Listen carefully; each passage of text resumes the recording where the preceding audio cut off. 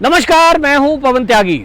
महाराष्ट्र की उठापटक में अब लगभग निर्णय हो गया है, क्योंकि महाविकास अघाड़ी के जो प्रमुख हैं और सीनियर लीडर हैं वो शरद पवार ने घोषणा कर दी है कि हम फ्लोर टेस्ट के लिए तैयार हैं। संजय राउत का ये बयान आया था, उन्होंने कहा कि हम एकनाथ शिंदे की शर्त को मानने के लिए तैयार हैं, लेकिन उसके लिए उन्हें मुंबई आना होगा, आमने सामने बैठ के बात होगी।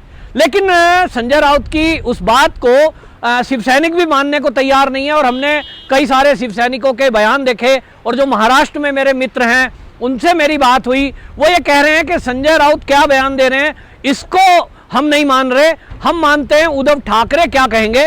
और उद्धव ठाकरे अभी तक वो ये नहीं कह रहे हैं कि हम महाविकास अघाड़ी से अलग होंगे, वो उन्होंने बयान नहीं दिया। इसका मतलब ये हुआ कि वो संजय राउत ने जो बयान दिया कि हम महाविकास अघाड़ी से अलग होने की बात करेंगे, ये संजय राउत की व्यक्तिगत राय थी, ये महाविकास अघाड़ी या उद्धव ठाकरे शिवसेना के जो प्रमुख हैं उनकी राय नहीं थी।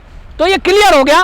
और इसमें एक बात और सामने आ रही है इस समय कि शिवसेना में संजय राउत अपनी बातें करते हैं, उनकी बात की कोई तवज्जो शिवसेना के अंदर भी नहीं है। और अब उद्धव ठाकरे की अगर बात करें तो उद्धव ठाकरे के बयान इस समय उस तरह के नहीं आ रहे हैं। अब केवल वो उस कंडीशन में है भी नहीं, उनकी पार्टी का जो निशान है यानी पार्टी को संभालना अब शायद प्रमुखता रह गई है। सरकार तो जाती हुई दिख रही है, लेकिन जिस तरह से शरद पवार जी का बयान आया और उन्होंने मीटिंग की है, मीटिंग का दौर जारी है, इन सब में कुछ दम दिखाई नहीं दे रहा। क्योंकि एकनाथ शिंदे के पास जो नंबर है वो नंबर बढ़ता जा रहा है लगातार। अभी तक शिवसेना के जो एमएलए थे वो उनके साथ थे, उसके बाद 9 सांसद जुड़ते हुए दिखाई दिए, और उसके बाद एक और चौंकाने वाली और बड़ी खबर आई वो बीएमसी से कि जो शिवसेना के निगम पार्षद हैं, बीएमसी में जो पार्षद हैं वो भी अब एकनाथ शिंदे के पक्ष में आ रहे हैं। इसमें यह दिखाई दे गया कि अब बीएमसी में भी विद्रोह होगा, और इसीलिए आनन फानन में बीएमसी के जो शिवसेना के जो सांसद पार्षद हैं उनकी मीटिंग बुलाई गई।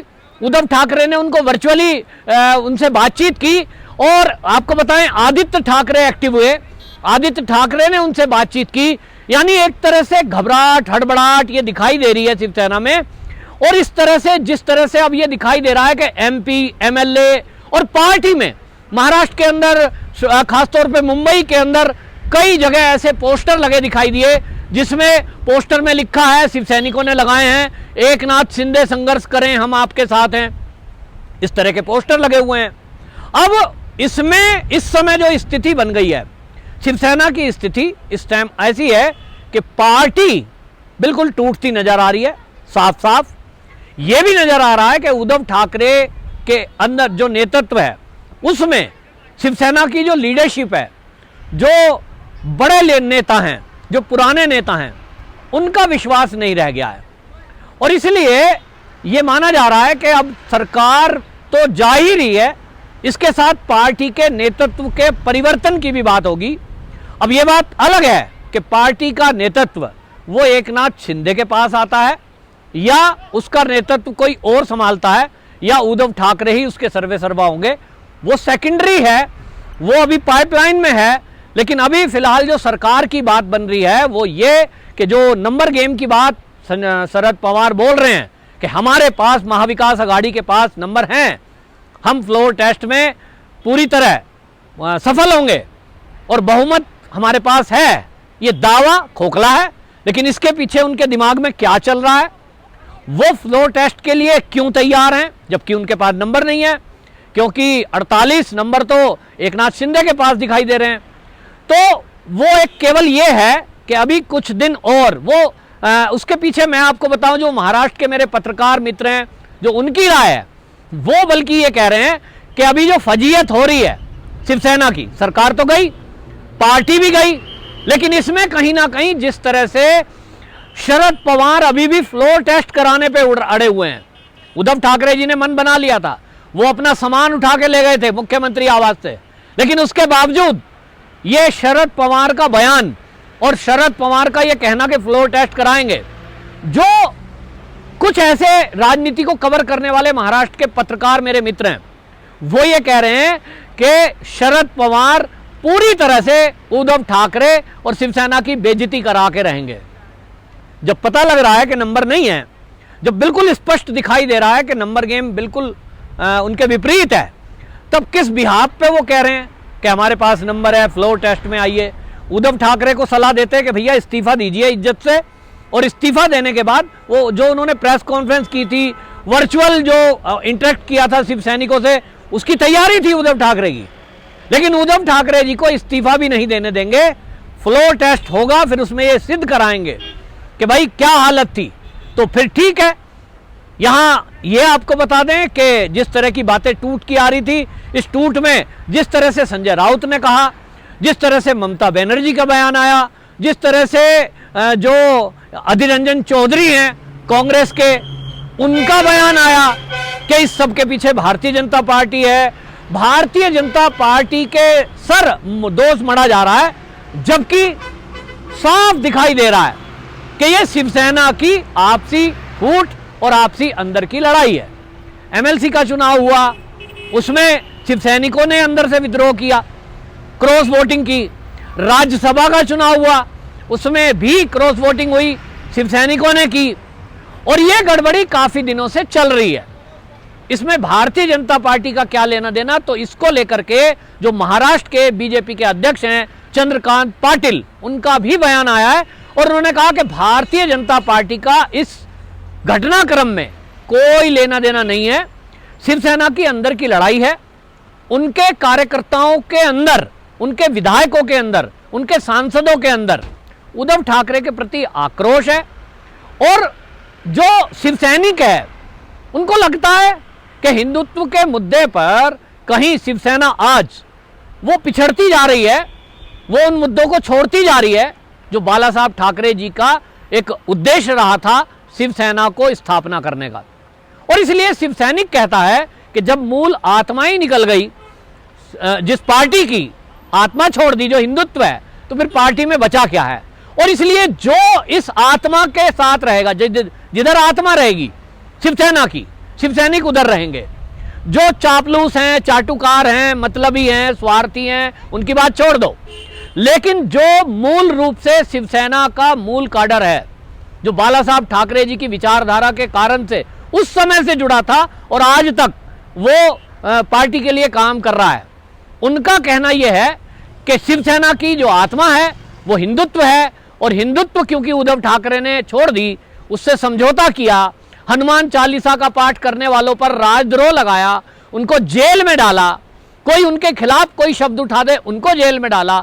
दूसरी तरफ हमने देखा कि किस तरह से पुलिस की मिलीभगत से वहां अपराध हो रहे थे, चाहे वो नशाखोर लोग हों, फिर चाहे वो बम ब्लास्ट के दोषी हों, उनसे जिस तरह से वहां गठबंधन किया हुआ है एनसीपी, उसके ऊपर सीधा आरोप लगा नवाब मलिक के ऊपर। और वो अभी कोर्ट में केस है हालांकि, लेकिन ईडी के पास जो सबूत पेश हुए हैं और जो कोर्ट में उन्होंने प्रस्तुत किए हैं, उसको लेकर के एनआईए ने भी केस रजिस्टर किया और बाकायदा टिप्पणी है कि भाई ये जो है प्रथम दृष्टा लग रहा है कि जो आतंकवाद से संबंधित जिनके लोग रहे हैं, दाऊद इब्राहिम गिरोह, उससे कुछ जमीनों की खरीद फरोख्त की गई है। तो ऐसे लोगों से संबंध रखना, ऐसे लोगों से कोलैबोरेशन करना, ऐसे लोगों को सपोर्ट करना, आखिरकार उद्धव ठाकरे की मजबूरी क्यों बन गई? बननी तो चाहिए नहीं थी। समझौता क्यों किया? केवल इसलिए कि सरकार चलती रहे। तो उद्धव ठाकरे का स्वार्थ था मुख्यमंत्री का पद, लेकिन बाकी जो शिव सैनिक हैं, चाहे वो एकनाथ शिंदे हैं, फिर चाहे वो बाकी शिव सैनिक हैं और जो एमएलए हैं, उनका इस स्वार्थ से कोई लेना देना नहीं है। और इसलिए जिसको ये लगा कि हम भी उद्धव ठाकरे के साथ गर्त में जा रहे हैं, बदनाम हो रहे हैं और 2.5 साल बाद जनता को क्या मुंह दिखाएंगे, जिन लोगों ने यह विचार किया, उन्होंने ये फैसला लिया कि वो एकनाथ शिंदे के साथ आएंगे, क्योंकि एकनाथ शिंदे ने फिर से वही नारा दिया है, उसी मुद्दे को उठाया है जो बाला साहब ठाकरे जी का मुद्दा है, यानी हिंदुत्व। और इसलिए सारे जो शिव सैनिक हैं, एमपी, एमएलए, पार्षद, वो इसीलिए एकनाथ शिंदे के खेमे में आ गए और लगातार ये क्रम अभी जारी है। तो ये बात उद्धव ठाकरे जी को समझना चाहिए कि उनके ऊपर जो ये लांछन लगा है, अब इसको वो कैसे डैमेज कंट्रोल करेंगे। अब तो बहुत पानी बह गया नदी में, तो मुश्किल है, लेकिन फिलहाल अभी भी अगर वो चाहें तो इसको सुधार सकते हैं। एकनाथ शिंदे की कंडीशन है महाविकास अघाड़ी छोड़ दो, तो छोड़ दें, सत्ता तो गई। मेरी पर्सनल राय एक राजनीतिक विश्लेषक के तौर पर, क्योंकि उद्धव ठाकरे जी को मैं जानता हूं व्यक्तिगत रूप से, वो भले आदमी हैं, सज्जन हैं, ये बात अलग है। वो कहते हैं जो संगत से मामला बिगड़ जाता है कई बार, तो संगत हो गई है। महाविकास अघाड़ी में कुछ लोग हैं, कुछ लोग शिवसेना में भी उनके इर्द गिर्द हैं जो दायरा बनाकर रखते हैं, कार्यकर्ताओं को मिलने नहीं देते हैं। तो उद्धव ठाकरे जी को चाहिए कि इस समय देखिए सत्ता तो जा रही है उनकी, अब पार्टी भी ना चली जाए, ये भी कंडीशन बन गई है।